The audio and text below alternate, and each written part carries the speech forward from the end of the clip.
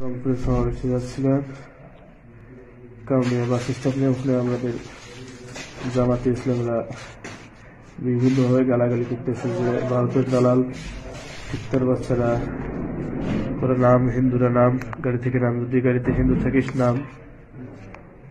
তো আমরা প্রথমে নামি নাই, পরে ওরা বিভিন্নভাবে গালাগালি করতেছে, লাঠি নিয়ে আসছে। তখন আমরা নামলাম, নামিয়া বললাম যে, বলতেছে কোথায় যাবেন তোরা? আমরা বললাম যে আমরা রংপুরে যাব।